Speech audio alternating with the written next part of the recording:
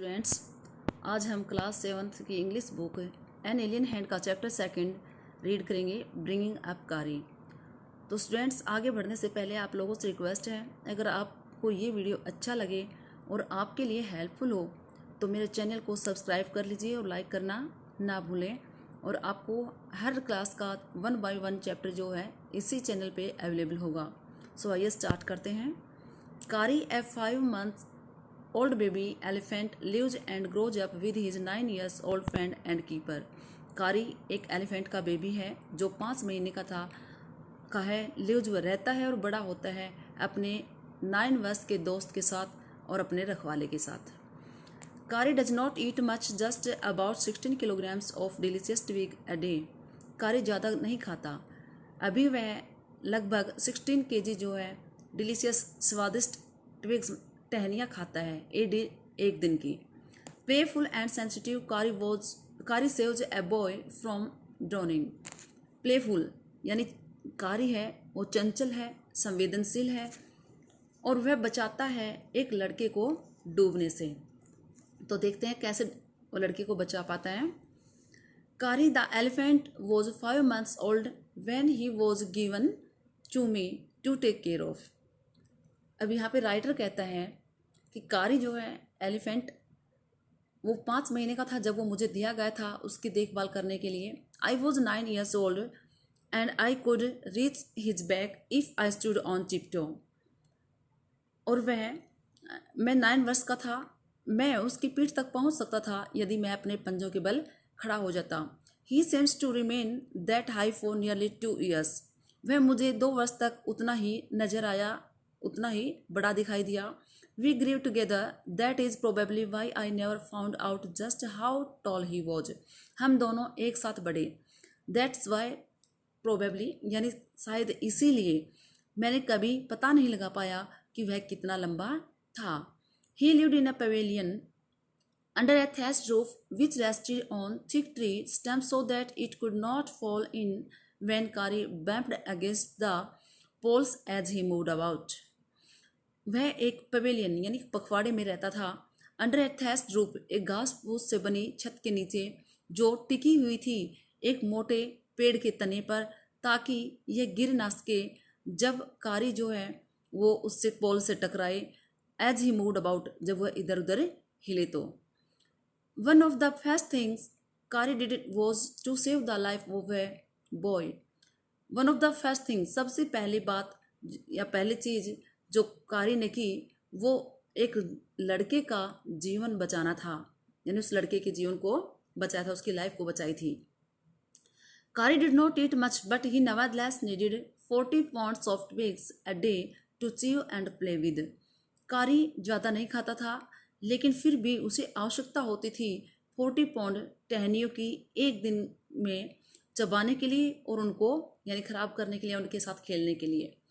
Every day I used to take him to the river in the morning for his bath। हर रोज़ सुबह मैं उसे ले जाता था स्नान कराने के लिए नदी पर। He would lie down on the sand bank while I rubbed him with the clean sand of the river for an hour। वह लेट जाता था सैंड बैंक यानी रेतीले किनारे पर, नदी का जो रेतीला किनारा था उस पर, जब मैं उसे रगड़ता था नदी की सब साफ मिट्टी से 1 घंटे तक। आफ्टर दैट, उसके बाद, he would lie in the water for a long time. उसके बाद वह पड़ा रहता था पानी में एक लंबे समय तक। On coming out his skin would be shining like ebony. उसकी स्किन जो है पानी से बाहर निकलते समय अबोनी यानी आबनूस की तरह चमकती थी। He would squeal with pleasure as I rubbed water down his back. वह खुशी से चिल्लाता था जब मैं उसके ऊपर की पीठ पर पानी रगड़ता था। Then I would take him by the ear because that is the easiest way to lead an elephant and leave him on the edge of the jungle while I went into the forest to get some luscious twigs for his dinner. फिर मैं उसे उसके कान से पकड़कर ले जाता था क्योंकि यह सबसे आसान तरीका था एक हाथी को ले जाने का, और उसे छोड़ता था जंगल के किनारे पर। जब मैं जाता था जंगल में उसके लिए लुशियस यानी डिलीशियस टेस्टी ट्विग्स टहनियाँ लेने के लिए उसके डिनर के लिए। One has to have a very sharp has to cut down this twigs. इन टहनियों को काटने के लिए एक बहुत ही नुकीली यानी तेज धार वाली हैचेट कुल्हाड़ी की आवश्यकता होती है। It takes half an hour to sharpen the hatchet. कहते ये आधा घंटा ले लेती थी इस हैचेट कुल्हाड़ी को शार्प करने में, क्योंकि if a twig is mutilated an elephant will not touch it. यदि ये टहनियाँ म्यूटिलेटेड टेढ़ी मेढ़ी कट जाती तो जो एलिफेंट है वो उसे छूता भी नहीं। It was not an easy job to get twigs and saplings for Kari. ये कोई आसान काम नहीं था टहनियाँ लाना और सैपलिंग्स यानी छोटे छोटे जो पौधे हैं वो कारी के लिए लाना। टहनियाँ और कहते छोटे पौधे जो कारी के खाने के लिए लाना कोई आसान काम नहीं था। I had to climb all kinds of trees to get the most delicate and tender twigs. मैं चढ़ता था यानी मुझे चढ़ना पड़ता था सभी प्रकार के पेड़ों पर सबसे अधिक स्वादिष्ट और सॉफ्ट टहनियाँ लाने के लिए। As he was very fond of the young branches of the banyan tree which grows like a cathedral of leaves and branches, I was gathering some one spring day in March when I suddenly heard Carrie calling to me in the distance. As जैसे कि वह बहुत ही ज़्यादा शौकीन था, fond होता है शौकीन होना, वो बहुत शौकीन था बेनियन यानी बरगद के पेड़ की जो टहनियाँ होती हैं उनका वो बहुत ज़्यादा शौकीन था। विच ग्रोज जो बढ़ती थी कैथेड्रल यानी गिरजाघर के कहते पत्तियों की तरह और टहनियों की तरह। आई वॉज कैथरिंग सम, मैं एक दिन यानी कुछ टहनियाँ इकट्ठी कर रहा था एक स्प्रिंग बसंत के दिन मार्च के महीने में, जब मैंने अचानक से कारी को मुझे पुकारने की आवाज़ सुनी इन द डिस्टेंस यानी थोड़ी दूरी से। As he was still very young, क्योंकि वह अभी भी बहुत छोटा था। The call was more like that of a baby than an elephant, यानी उसकी जो आवाज़ थी वो एलिफेंट की बजाय एक बच्चे की आवाज़ ज़्यादा लग रही थी। I thought somebody was hurting him, मुझे लगा कि कोई उसे चोट पहुंचा रहा था। सो इसीलिए आई केम डाउन, मैं पेड़ से नीचे आ गया। फ्रॉम माई ट्री यानी मेरे पेड़ से नीचे आया। And ran very fast to the edge of the forest where I had left him, और कहता है मैं बहुत तेज गति से दौड़ा जंगल के उस किनारे की तरफ जहाँ पर मैंने उसे छोड़ा था। But he was not there, लेकिन वह वहाँ पे नहीं था। I looked all over but I could not find him, मैंने उसे चारों तरफ देखा लेकिन मैं उसे ढूंढ नहीं सका। I went near the edge of the water, मैं फिर पानी के किनारे के पास गया। And I saw a black something struggling above its surface, और मैंने देखा कि एक काली चीज़ यानी कुछ काली चीज़ थी जो संघर्ष कर रही थी पानी की सतह के ऊपर। देन इट रोज हायर, फिर यह उठा थोड़ा ऊपर। And it was the trunk of my elephant, और ये मेरे एलिफेंट का ट्रंक था, उसका सूंड था। I thought he was droning, मुझे लगा वह डूब रहा था। आई वॉज हेल्पलेस, मैं सहायता रहित था। Because I could not jump into the water, क्योंकि मैं पानी में जंप नहीं कर सकता था। And save the 400 pounds of him, और मैं उस 400 पाउंड्स के एलिफेंट को नहीं बचा सकता था। सिंस क्योंकि he was much higher than I, क्योंकि वह मुझसे बहुत ज़्यादा ऊंचा था, बड़ा था। But I saw his back rise above the water, and the moment he caught my eye, he began to trumpet and struggle up to the shore. लेकिन मैंने उसे देखा उसकी पीठ को ऊपर उठते हुए पानी से, और उसी पल उसने मेरी जो नज़र है उसके ऊपर पड़ी। उसने शुरू कर दिया ट्रम्पिट, यानी जैसे मेरी आंखें उसकी आंखों से मिली तो उसने शुरू कर दिया ट्रम्पिट यानी चिंगाड़ना, और वह संघर्ष करता रहा उस किनारे तक आने में। देन फिर still trumpeting he pushed me into the water, and as I fell into the stream I saw a boy lying flat on the bottom of the river.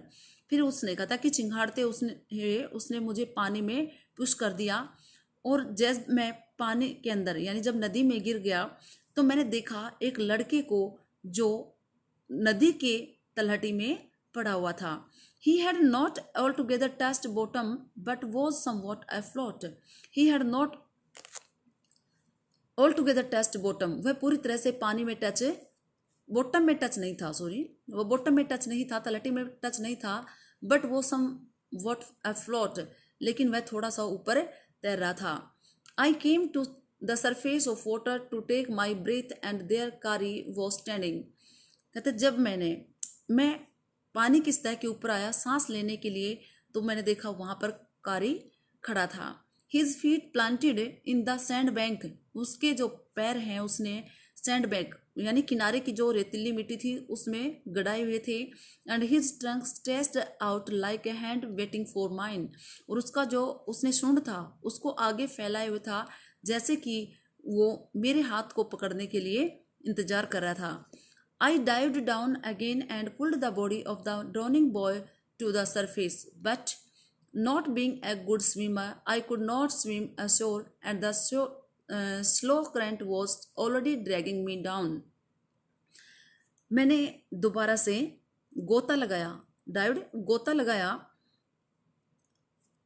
And pulled the body of the droning boy, और मैंने उस डूबते हुए लड़के के शरीर को ऊपर खींच लिया, टू द सरफेस, पानी की सतह तक। बट लेकिन एक अच्छा स्विमर नहीं होने के कारण मैं तैर नहीं सका नदी के किनारे तक, और जो धीरे धीरे जो करंट था, पानी की जो धारा थी, वो पहले से ही मेरे पैरों को नीचे की तरफ खींच रही थी। Seeing as drift by in the current, Kari, who was usually slow and ponderous, suddenly darted down like a hawk and came halfway into the water, where I saw him stretch out his trunk again. Seeing us drift यानी हमें डूबते हुए देखकर, by in the current हमें यानी current में, पानी की धारा में डूबता हुआ देखकर या जाते हुए देखकर, who was usually slow जो प्राय स्लो यानी धीमा था, एंड पोंडरस काफ़ी भारी भरकम यानी जो कारी था वो कहता है कि काफ़ी हेल्दी था और धीरे भी चलने वाला था। कहता है हमें डूबता हुआ देखकर पानी की धारा में अचानक से एक बाज की तरह नीचे झपटा, और आधी दूरी तक उसने पानी में, जहाँ पर मैंने उसे देखा, अपने ट्रंक को फैलाए हुए खड़ा था। I raised up my hand to catch it, मैंने अपने हाथ को ऊपर किया, ऊपर उठाया उसको पकड़ने के लिए, एंड इट स्लिप्ड, और यह फिसल गया। I found my self going under the water again, मैंने दोबारा से देखा कि मैं दोबारा से पानी में नीचे जा रहा था। But this time I found that the water was not very deep, so I sank to the bottom of the river and doubled my feet under me, then suddenly kicked the river bed and so shot upwards like an arrow, in spite of the fact that I was holding the drowning boy with my hand. कहता लेकिन इस बार मैंने देखा कि जो पानी था वो ज़्यादा गहरा नहीं था, इसलिए I sank to the bottom of the river, मैं नदी के पेंदे तक गया, तलहटी तक गया, और मैंने डबल्ड माई फीट अंडर मी, और कहते मैंने मेरे पैरों को फोल्ड किया। देन फिर अचानक से किक लगाई रिवर बेड यानी नदी की तलहटी में, and so shot upward like an arrow, और कहता है मैंने ऐसे उछाल लगाई एक एरो, एक तीर की तरह। In spite of the upwards, ऊपर की तरफ, in spite of the fact यानी इसके बावजूद सच्चाई ये थी, that I was holding the droning boy with my hand, कि मैं उस ड्रोनिंग डूबते हुए लड़के को मेरे हाथ से पकड़े हुए था। As my body rose above the water, और जैसे मेरा शरीर पानी से ऊपर आया, आई फेल्ट, तो मैंने महसूस किया, ए लासो अराउंड माई नेक, मेरी गर्दन के चारों तरफ एक कोई चीज़ थी जिसने मुझे पकड़ लिया था। दिस फ्राइटेंड मी, इसने मुझे डरा दिया। आई थॉट, मुझे लगा, some water animal was going to swallow me, कि ये कोई वाटर एनिमल था जो मुझे निगलने जा रहा था या निगलने वाला था। आई हैड कारी स्क्विलिंग, मैंने कारी को स्क्विलिंग यानी चिंघाड़ते हुए सुना, एंड आई न्यू, और मैं जान गया था, it was his trunk about my neck, कि जो मेरे गर्दन के चारों तरफ था ये उसी का सूंड था। ही पुल्ड अस बोथ अशोर, और उसने हम दोनों को नदी के किनारे तक खींच लिया था या हमें पानी से निकाल लिया था। तो स्टूडेंट्स, आज का जो ये चैप्टर है ये हम इतना ही कवर करेंगे इस वीडियो में। आगे जो इसका रेस्ट ऑफ पार्ट है वो हम नेक्स्ट वीडियो में कवर करेंगे। Thank you.